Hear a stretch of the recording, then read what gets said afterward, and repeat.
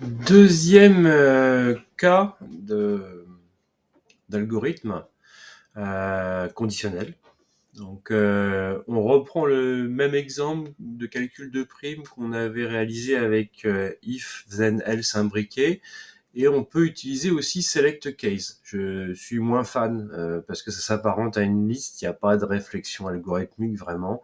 On enchaîne une liste de cas, comme vous pouvez le constater. Donc West, et juste après le case West, on met qu'est-ce qui se passe, la prime sera de 400. Voilà, case Est, case Nord, case Sud, et puis voilà, end select, on ferme la boutique, et voilà, pas de réflexion particulière.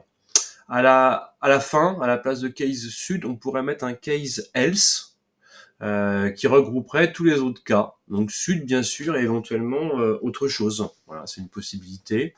En laissant comme ça, en identifiant bien les 4 cas, ouest, est, nord, sud.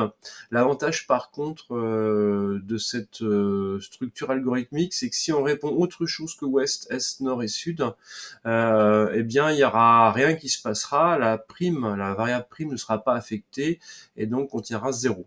Alors que dans le cas des si imbriqués qu'on avait réalisé tout à l'heure, si on répond au toto, eh bien c'était le dernier cas qui était aussi assimilé à Sud.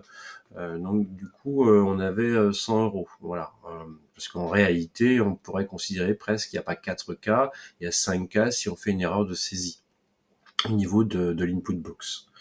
Voilà. Bon, on considère que voilà, on ne fait pas d'erreur de saisie.